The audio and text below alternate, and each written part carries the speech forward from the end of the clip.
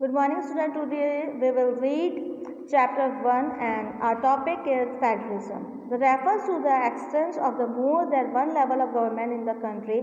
In India, we have government as the state level and the central level. Panchayati Raj is the third of government, and you have read about this in your class 6 book. We look at the functioning of the state government in your class 7 book, and this year we will read more about the central government. मतलब जो हमारा प्रजातंत्र है उसको 3 भागों में बांटा गया है और इसके जो नियम और कानून की रक्षा है वो 3 पार्ट करते हैं।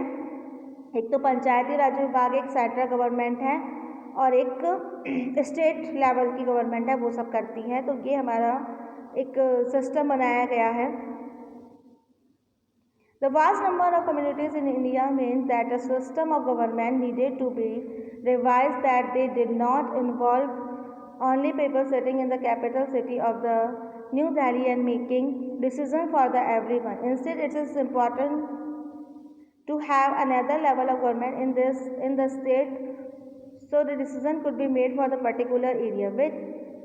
While each state in India enjoy autonomy in the access power or central issues subject of the national council require and of all the states follow the laws of the central government. The constitution contains lists that detail the issues that each tier of government can make laws on.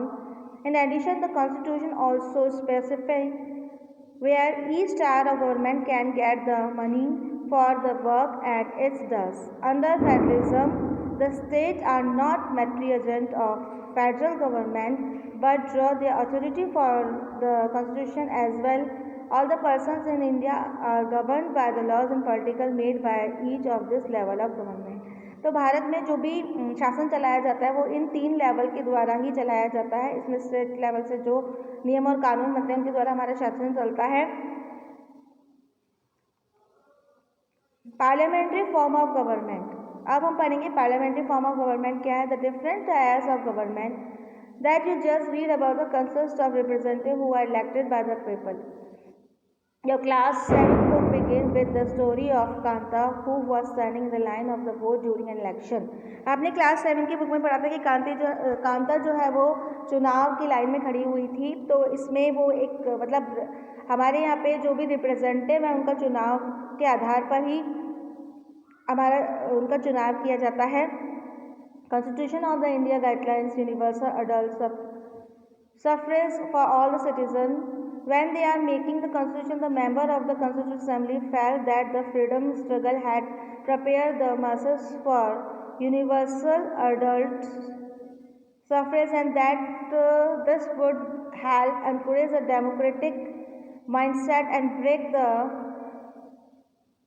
culture of the traditional caste, class and gender. This means the people of the India have a direct role in electing their representative. मतलब यहाँ पे जो हमारा भारत होता है वहाँ पर धर्म, जाति या लिंग के हिसाब पर कोई भेदभाव नहीं किया जाता और सभी लोगों को समान रूप से अपना रिप्रेजेंटेटिव चुनने का अधिकार है। Also every citizen of the country is representative of his and her social background can also contest the election और सभी लोग इलेक्शन में भाग भी ले सकते हैं। These representatives are accountable to the people. You will read more about why representative is circular to democratic functioning in unit 2 of this book. तो इसके बारे में हम आगे यूनिट 2 में पढ़ेंगे। Separation of power. According to the constitution these are 3 organs of government के 3 organs बताए गए हैं। दिस आर लेजिस्लेचर, एग्जीक्यूटिव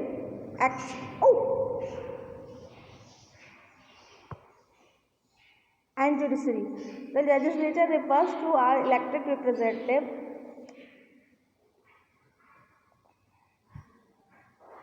इसमें 3 इसके पार्ट बताए गए हैं या 3 ऑर्गन्स बताए गए हैं जिसमें तीनों ऑर्गन्स के द्वारा ही जो है हमारा पूरा सिस्टम चलता है।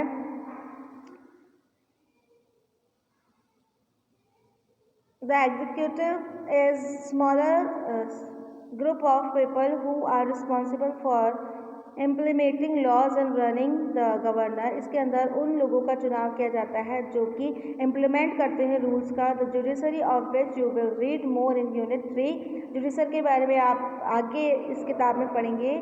और refers to the system course in the country order to prevent the misuse of powers by any one branch of the government. The situation says each of these organs should access different powers। और ये जो है मूल रूप से वैसे न्याय की व्यवस्था करता है कि किसी के भी अधिकारों का हनन ना हो, इसको देखता है। Through this organs act as a check on another organ to government and this ensures the balance of the power between all this। तो इस तरह से जो सरकार के तीनों अंग हैं वो एक दूसरे के ऊपर नियंत्रण रखते हैं ताकि कोई भी अपने अधिकारों का दुरुपयोग न कर सके।